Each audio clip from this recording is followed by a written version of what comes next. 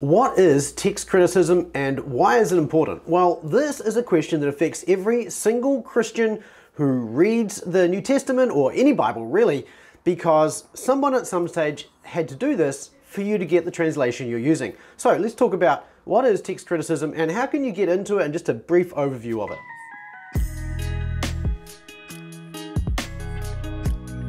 Hi, I'm Daryl Burling from Biblical Mastery Academy. This is the Master Biblical Languages YouTube channel, and our job here is to really just encourage you and to help you to know that you can get into the languages and learn them and master them. Really, you don't have to be a guru or anything like that. So that's really my job. It's just to help you and ultimately with the tools, habits, and systems to master the Greek of the New Testament and also the Hebrew of the Old Testament as well. But today we're talking about text criticism. And the reason I'm bringing this up, there's a couple of reasons why I want to talk about this. First of all, if you're reading a translation, the only reason you can read that translation is because someone at some stage has done this. Because you're reading an English translation or Spanish or whatever it happens to be, before somebody even undertook the job of translating the text, they had to decide what text they were going to translate.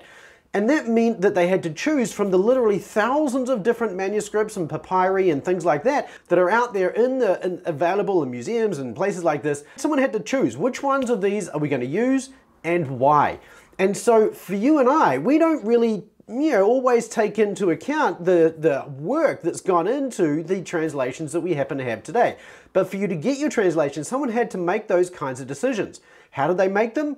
What principles did they use to make them? Well, those are the questions that text criticism is intended to answer. Now, you may know, if you've been watching this channel for some time, that my favorite Greek New Testament is the Greek New Testament created or produced at Tyndale House in Cambridge. This came out, I think in 2019, 2020, somewhere around there anyway.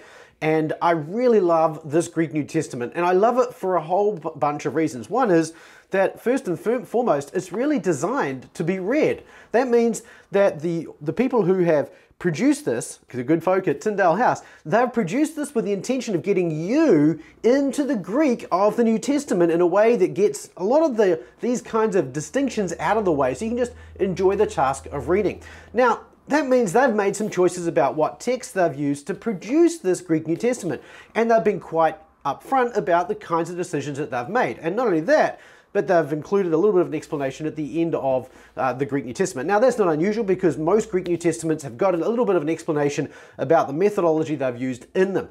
But what's a little bit different about this one is where you've got with some of the critical texts out there, they start with certain manuscripts that automatically make some people, not all people, automatically encourage some people to sort of be opposed to them. And some of the decisions I've made about how they've done these things and what kinds of text they're using and so on, these are the kinds of decisions really that we may not always agree with. For instance, in the UBS/Nestle Aland, they've started to move away from just finding the oldest and best text, and they've started to look at other evidences as well. They call it the coherence-based genealogical method. Now, there's good things about the coherence-based system, but there's also issues with it. I'm not going to get into all of those here, but one of the things I do want to highlight here is that the Tyndale House Greek New Testament, one of the things I do like about it is its intention is to try and figure out what are the texts that are closest to the original autographs. And this is an important question. And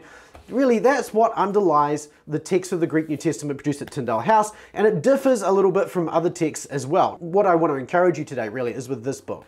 This is a tiny, short, little book written by the editors of the Tyndale House Greek New Testament with the idea of introducing you to some of these processes that sit in behind the task of reading or creating a text like the Greek New Testament produced at Tyndale House or the UBS or the Nestle Aland and so on. And they answer questions in this book such as, how do you go about choosing those kinds of texts? Which texts are important, which ones are not important? You've got questions like, is this text that we're considering, is it a good copy or is it a bad copy? And even then, it's like, is it a good copy of a bad copy or is it a good copy of a good copy? So there's layers here. And all of these kinds of questions are, they need to be discussed and they need to be thought through so that you can have a text that makes sense. And that's what this little book, an introduction to the Greek New Testament produced at Tyndale House, Cambridge, is designed to do, is to introduce you to some of those discussions. And they do a great job in this little book, I think, of introducing you to some of the questions and some of the challenges of text criticism. So if you've never learned about text criticism before, let me encourage you to go grab a copy of this book. You find a link in the description below and have a read. This is a really short book. It's about 110 pages, somewhere around there. We're reading this book this month in the Biblical Mastery Academy community membership, which is where we have a whole bunch of material for both Greek and Hebrew. We've been reading this book through February, and we've enjoyed reading it. And I want to encourage you, if you're interested in text criticism, this is a great starting point for that. Now, what are some of the questions around it, and what some of the reasons that this becomes an issue is if we go right back to the very early church. One of the things we find back in, say, the 1st or 2nd century is that you might have, even within the Mediterranean basin, you might have one group of Christians in one area, and this was really common around Alexandria and North Africa, where they had a really high expectation, and particularly the people of that area had a high Greek register, and they saw any common kind of Greek as being, not very cosmopolitan, not really to their liking and their taste. And so scribes in those areas would take a little more license for evangelistic and outreach and apologetic purposes to reach the people that they're working with. And so they would have a different approach to the text and preserving the text.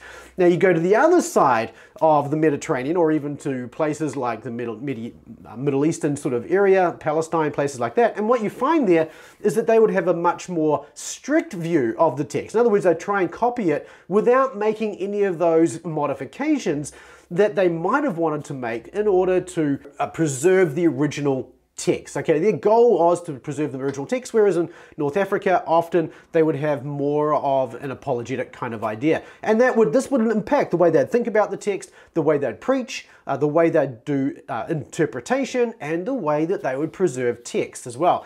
And of course, all these things are actually really important, because this means then that when it comes to variations, they're going to have slightly different takes on it.